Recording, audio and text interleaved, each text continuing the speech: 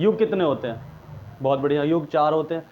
तो मतलब किसी को तो पता भी नहीं कि युग 4 होते हैं या क्या क्या है। मतलब ठीक है, बहुतों को पता भी है, बहुतों को नहीं पता, लेकिन युग होते कैसे-कैसे। आप लोगों ने हमेशा ये देखा होगा अरेंजमेंट कैसे कर रखी है उनकी युग की। आप ये सोचते होंगे कि सतयुग है, द्वापर है, त्रेता है और कलयुग है।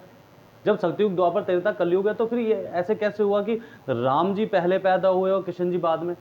प्रसंग ये आता है कि जब हमारे पास जो ब्रह्मा जी ने रचना की, उन्होंने कहा कि भाई पहले कृष्ण भगवान पैदा होंगे, क्योंकि कृष्ण जी जो थे द्वापर में पैदा हुए, ठीक। और त्रेता में कौन आए? भगवान राम आए। तो उन्होंने कहा सतयुग में क्या था? सतयुग में हिरण्यकश्यप हुआ, सतयुग में भगवान विष्णु ने अवतार लिया, नरसिंह अवतार, उसको मारा। तो जब सतयुग के बाद जितने भी ऋषि मुनि थे, सतयुग यानी सच्चाई का पूरा सच्चाई का माहौल, सच्चाई, सच के अलावा कुछ नहीं।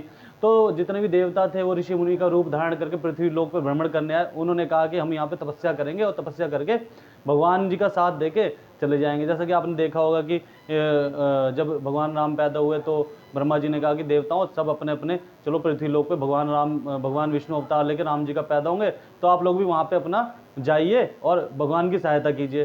तो ऐसे ही सब अपना अपना ऋषि मुनि के रूप में सब देवता यहाँ पे आके अपना भ्रमण करने लगे, तपस्या करने लगे और वो देखने लगे।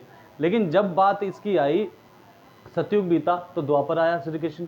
लेकिन द्वापर के अंदर जो कृष्ण जी का जो एक चरित्र था भगवान विष्णु का, वो काफ़ी छल छलावा और ये वाला था।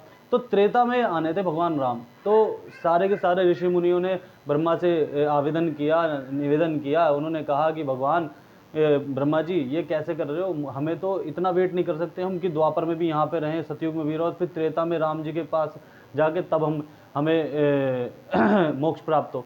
तो एक काम कीजिए, आप त्रेता को पहले ले आइए, द्वापर को बाद में ले आइए। तो ब्रह्मा जी ने कहा कि ऐसा पॉसिबल तो नहीं है, लेकिन मैं आप सभी के लिए पॉसिबल कर सकता हूँ। तो उन्होंने क्या किया कि त्रेता जो युग था उसको पहले लेके आए, यानी सतयुग के बाद त्रेता आता है, त्रेता के बाद द्वापर आता है, द्वापर के बाद क्या आता है? कलयुग आता है। तो सतयुग के बाद त्रेता आया और भगवान राम उसमें पैदा हुए, और भगवान राम की सभी ऋषि मुनियों ने आराधना की, उनसे मिले और अपने अपने मोक्ष को वो प्राप्त हो गए। तो ये जो कॉन्सेप्ट है हमारे पास, ये आप लोगों को पता होना चाहिए हमारे युगों के बारे में, कि सबसे पहले सतयुग आया, फिर त्रेता आया, फिर द्वापर, फिर कलयुग, क्योंकि द्वापर में भगवान कृष्ण आए। तो त्रेता को पहले लेके आया। त्रेता मतलब 3 होता है, लेकिन उसको दूसरे नंबर पे रखा गया। सतयुग, त्रेता, द्वापर और कलयुग।